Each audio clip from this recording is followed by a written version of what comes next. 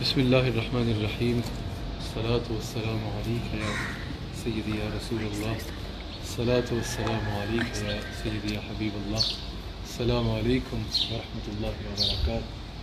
پاکستان میں رہنے والے تمام اہل ایمان اپنا 12واں روزہ اختیار کر چکے ہیں اور کئی ممالک میں 13واں روزہ اختیار کیا جا چکا ہے اور کچھ لوگ کریں گے۔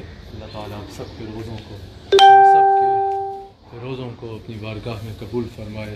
ہمارا جو بھی عمل ہے جیسا بھی ہے بس اللہ تعالیٰ حضور علیہ الصلوۃ والسلام کا صدقہ قبول فرمائے اور اپنی شانوں کے مطابق آپ سب کو ہم سب کو اجر عطا فرمائے، تمام آزمائشوں سے محفوظ فرمائے، نجات عطا فرمائے۔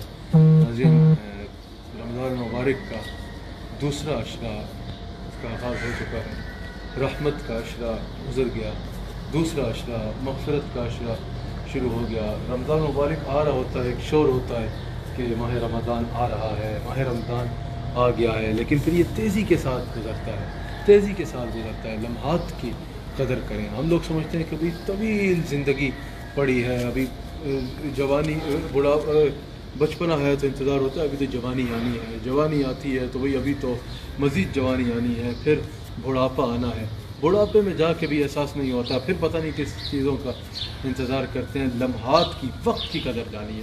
آپ کے پاس جو سب سے قیمتی چیز ہے وہ آپ کا وقت ہے۔ بڑے کامیاب اور خوش نصیب ہوتے ہیں وہ لوگ جو اپنے وقت کی قدر کرتے ہیں۔ وقت کی قدر کرنے کا حکم بھی دیا گیا ہے، وقت کی قدر کریں۔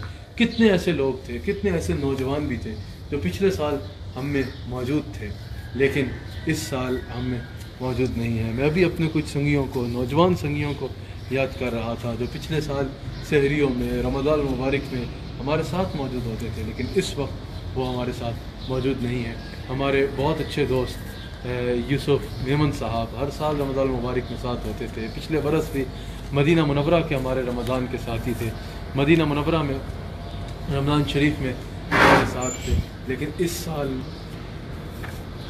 سال موجود نہیں ہے۔ وقت کی قدر کیجیے۔ کتنے لوگ پچھلے برس تھے، اس برس نہیں ہیں۔ کتنے لوگ ہم میں سے اللہ جانے ایسے ہوں گے جن کو اگلا رمضان پتہ نہیں نصیب ہونا ہے یا نہیں ہونا۔ وقت کی قدر کیجیے، اپنے وقت کی قدر کیجیے۔ رحمت کا عشرہ تیزی سے گزر گیا، اب مغفرت کا عشرہ ہے۔ اللہ تعالیٰ سے مغفرت مانگنے کا عشرہ ہے، اللہ تعالیٰ سے معافی مانگنے کا، اللہ تعالیٰ سے اپنے گناہوں کی معافی مانگنے کا عشرہ ہے۔ اس کی رحمت کے دروازے کھلے ہوئے ہیں، وہ تو فرما رہا ہے کوئی مغفرت مانگنے والا کہ ہم اسے معاف فرما دیں، ہے کوئی ہم سے توبہ کرنے والا کہ ہم اس کی توبہ کو قبول فرما دیں۔ ہم تو مائل بکرم ہیں، کوئی سائل ہی نہیں، بس ہمیں سائل بننا ہے، ہمیں اپنے رب کے حضور سجدہ ریز ہو کے اپنے گناہوں کی معافی مانگنی ہے، اللہ کے حضور حاضر ہونا ہے، اللہ کی بارگاہ میں توبہ کرنی ہے۔ یہ وہ عشرہ ہے جس میں اللہ تعالیٰ مغفرت فرماتا ہے، توبہ کرنے والوں کی توبہ کو قبول فرماتا ہے۔ اللہ کی بارگاہ میں توبہ کیجیے۔ میرے مصطفیٰ علیہ الصلوۃ والسلام ارشاد فرماتے ہیں کہ جب کوئی شخص اپنے رب کی بارگاہ میں توبہ کرتا ہے، اللہ کی بارگاہ میں صدق کے دل سے توبہ کرتا ہے تو اللہ تعالیٰ صدق کے دل سے توبہ کرتا ہے تو اللہ تعالیٰ اس کے گناہوں کو ایسے معاف فرما دیتا ہے جیسے اس نے کبھی گناہ کیا ہی نہیں ہے۔ پر باتوں کو سننے کی اور سمجھنے کی ضرورت ہے۔ اللہ تعالیٰ ہم سب کی توبہ کو قبول فرمائے، ہمارے گناہوں کو معاف فرمائے، اللہ تعالیٰ ہم سب کی مغفرت فرمائے۔ اس عشرے میں تو اللہ کریم کی رحمت کے دروازے کھلے ہوئے ہیں، اللہ کریم کی رحمت کے دروازے کھلے ہوئے ہیں، تو زیادہ سے زیادہ توبہ استغفار کیجیے، زیادہ سے زیادہ اللہ کی بارگاہ میں معافی مانگیے۔ رمضان مبارک کا مہینہ، رمضان کی راتیں اللہ نے سجدہ ریز ہو کے اللہ نے اپنی عبادت کے لیے بنائی ہیں، اللہ نے راضی کرنے کی راتیں ہیں۔ آج لوگ رمضان میں راتوں کو جب جاگیں تو صرف ٹی وی دیکھنا یا آگے پیچھے کے معاملات کرنا نہیں بلکہ سجدہ ریز ہو کے اللہ تعالیٰ کی بارگاہ میں توبہ کریں، اللہ تعالیٰ سے معافی مانگیں، اللہ تعالیٰ سے تعلق بنانے کی کوشش کریں۔ اس وقت بھی اگر ہم نہیں سمجھ گے، اس وقت بھی اگر ہم نہیں سمجھیں گے جب آثار بتا رہے ہیں، ایک ایسی وبا پوری دنیا میں چھائی ہوئی ہے جو آثار بتا رہے ہیں کہ ہمارے اعمال کے سبب ہمارا رب ہم سے ناراض ہو چکا ہے، ایسے میں اللہ تعالیٰ نے انعام کے طور پہ ہمیں رمضان کا مہینہ عطا فرمایا، رمضان مبارک کا مہینہ عطا فرمایا۔ ان لمحات کو غنیمت جانیں اور اپنے رب کو راضی کر لیں، وہ بہت کریم ہے۔ کوئی ایک آنکھ کا حضور علیہ الصلوۃ والسلام فرماتے ہیں کہ اگر اللہ کے خوف سے کسی کی آنکھ میں آنسو آتا ہے، آنکھ سے آنسو نکلتا ہے، آنکھ کا ایک بال بھی اس آنسو سے بھیگا ہو جاتا ہے، حضور علیہ السلام فرماتے ہیں وہ آنکھ کا بال قیامت کے دن اللہ کے حضور جو ہے وہ گواہی دے گا، اور اس ایک بال گیلا ہونے کی وجہ سے اللہ تعالیٰ اس کے گناہوں کو معاف فرما دے گا۔ آج اگر ہمیں اپنا کوئی ایک لباس دھونا ہو، کم سے کم ایک بالٹی پانی کی ضرورت ہوتی ہے، وہ اتنا کریم ہے کہ اگر اس کے خوف سے آنکھ سے آنسو بھی نکل آئے، آنکھ سے آنسو بھی نکل آئے، تو وہ اتنا کریم رب ہے، وہ اتنا کریم رب ہے کہ ایک آنسو کے بدلے میں آپ کے گناہوں، تمام عمر کے گناہوں کو دھو ڈالے گا، تمام عمر کے گناہوں کو دھو ڈالے گا۔ اللہ کی بارگاہ میں توبہ کرو، اللہ کی بارگاہ میں سجدہ ریز ہو کے۔ امام غزالی ایک حکایت نقل کرتے ہیں، امام غزالی فرماتے ہیں کہ ایک شخص تھا گناہگار شخص تھا، اگر ایک گناہگار شخص تھا، اللہ کو راضی کرنا چاہتا تھا، ساری عمر اس نے گناہوں میں گزار دی، اللہ کو ناراض کرنے میں گزار دی۔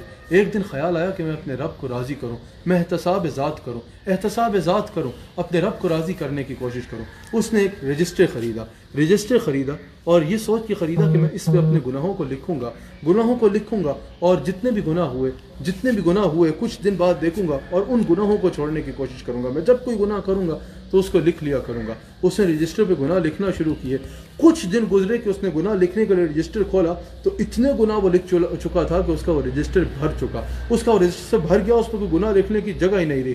اس کے ذہن میں آیا کہ چند دن میں جس میں خود اپنے گناہ لکھ رہا تھا، وہ رجسٹر اتنا بھر گیا کہ اس میں کوئی اور گناہ لکھنے کی جگہ ہی باقی نہ رہی۔ تو وہ کرام القاتبین، وہ فرشتہ جو جب سے میں بالغ ہوا ہوں میرے گناہ لکھ رہا ہے، نہ جانے میں نے کتنے گناہ کر لیے ہوں گے، نہ جانے میں نے زندگی میں کتنے کام ایسے کر لیے ہوں گے جو میرے رب کی ناراضگی کا باعث بنیں گے۔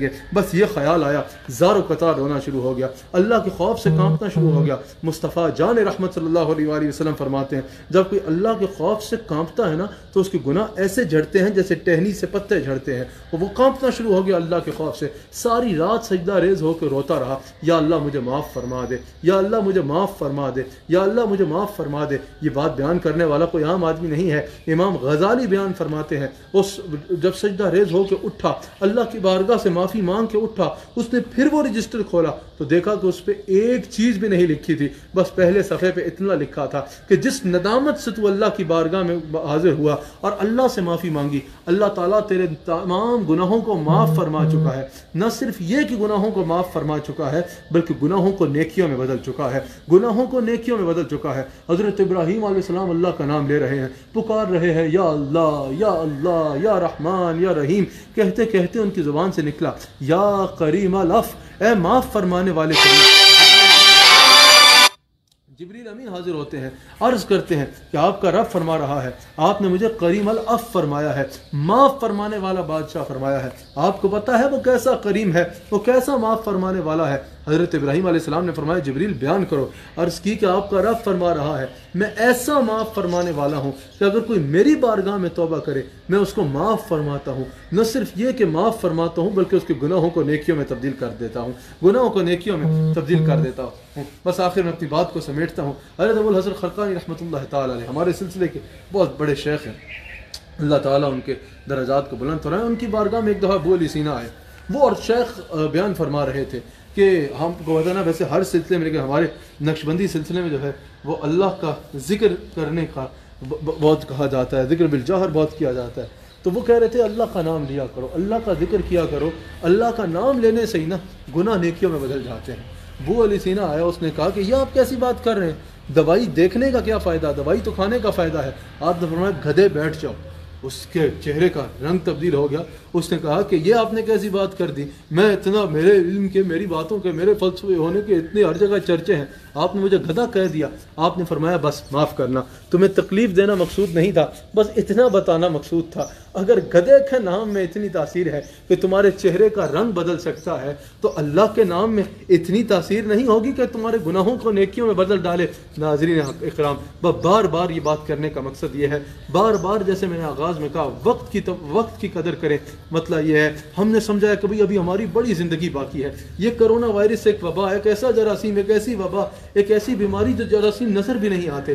پوری دنیا میں کتنی اموات روزانہ ہو رہی ہیں, کتنے نوجوان روزانہ دنیا سے جا رہے ہیں, کتنے لوگ دنیا سے جا رہے ہیں. میں نے جیسا پہلے کہا, کتنے لوگ تھے ایسے ہمارے جاننے والے جو پچھلے سال صحیح سلامت موجود تھے, اس سال نہیں ہے. مغفرت کا عشرہ ہے, اللہ تعالیٰ سے معافی مانگنے کا عشرہ ہے, توبہ کی قبولیت کا عشرہ ہے. اللہ تعالیٰ سے معافی مانگ لو, نہ صرف معافی مانگو بلکہ گناہوں کو چھوڑنے کا پکا ارادہ کرو, گناہوں کو چھوڑنے کا پکا ارادہ کرو. میں کہہ رہا تھا کہ اللہ تعالیٰ بہت کریم ہے, اللہ تعالیٰ بہت مہربان ہے, اللہ تعالیٰ بہت رحم فرمانے والا ہے, گناہوں کو معاف فرمانے والا ہے. اس کی بارگاہ میں سجدہ ریز ہو کے معافی مانگو.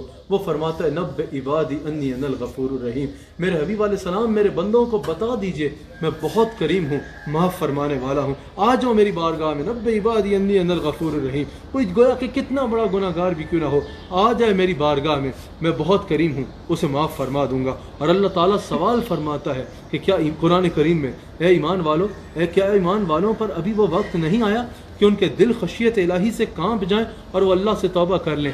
ہم دنیا کو دیکھ رہے ہیں, ساری دنیا کا معاملات اس وقت رکے ہوئے ہیں, کاروبار اقوام عالم اس وقت بند ہے, ہر طرف جو ہے وہ لاک ڈاؤن ہے, ہر کوئی بند ہے, ہر طرف خوف چھایا ہوا ہے. ایک ایسے جراثیم جو نظر بھی نہیں آتے انہوں نے پوری دنیا کو بند کر کے رکھ دیا ہے. ہر طرف خوف و ہراس ہے, ہر طرف جو ہے کاروبار بند ہے, لوگ اپنے گھروں میں بند ہیں, خوف و ہراس کا عالم ہے. ان حالات میں ہی اگر ہم رمضان کے مہینے میں مغفرت کے عشرے میں اپنے رب کے اس فرمان پہ غور کر لیں کہ کیا ایمان والوں پر ابھی وہ وقت نہیں آیا کہ ان کے دل خشیت الہی سے کانپ جائیں اور توبہ کر لیں. اس بات پہ اختتام کروں گا. ناظرین, ایک بات بڑے غور سے سنیے گا. اللہ تعالیٰ نے قرآن کریم میں مثال قائم کرنے کے لیے, ہمارے لیے مثال کے لیے, ہماری عبرت کے لیے پہلی امتوں کا ذکر فرمایا. پہلی امتوں کا ذکر فرمایا کہ قوم نوح پہ عذاب آیا, قوم لوط پہ عذاب آیا. کئی انبیاء کی امتوں کا اللہ نے ذکر فرمایا جنہوں نے انبیاء کی نافرمانی کی تو ان پر عذاب آ گیا. جب ان کے سامنے عذاب کا ذکر کیا جاتا تھا نا, ان کو عذاب سے ڈرایا جاتا تھا تو وہ مذاق اڑاتے تھے, اور اگر عذاب آ بھی جاتا تو وہ کہتے تھے کہ ہم اس سے نپٹ لیں گے, ہم احتیاطی کوئی ایسی تدبیر کر لیں گے کہ ہم اس سے بچ جائیں گے اور یہ مشکل وقت ہے, یہ ٹل جائے گا.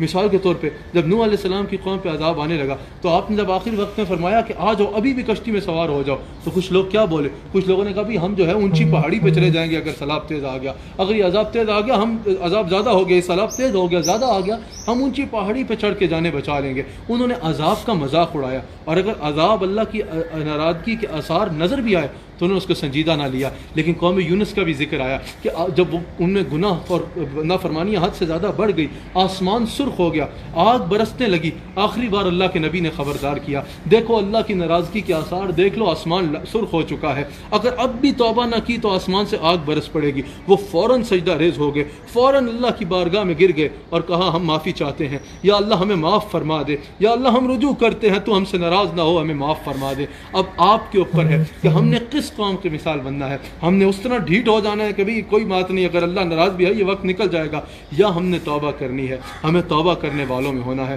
اللہ کی بارگاہ میں سجدہ ریز ہو کے توبہ کرنا ہے. ویسے تو اللہ فرما چکا ہے وما کان اللہ لیعذبہم وانت فیہم, لیکن ہم جب دیکھ رہے ہیں کہ آثار ایسے ہیں کہ ہمارا رب ہم سے ناراض نظر آ رہا ہے, آثار بتا رہے ہیں کہ کہیں ہماری اعمال کی وجہ سے ہمارا رب ہم سے ناراض نہ ہو گیا ہو, سجدہ ریز ہو کے اللہ کی بارگاہ میں معافی مانگیں.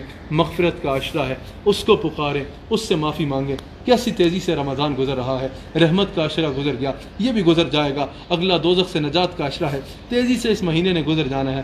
وقت کی قدر کریں. پریشان ہے نا, اس وقت اللہ کے حضور گر جائیں معافی مانگتے ہوئے, اللہ کی بارگاہ میں توبہ کریں, وہ بہت کریم ہے, معاف فرمائے گا. انشاءاللہ آج رات 8 بجے AIRQ TV پہ آپ سے ملاقات ہوگی. اللہ تعالیٰ آپ سب کو اپنے حفظ و امان میں رکھے.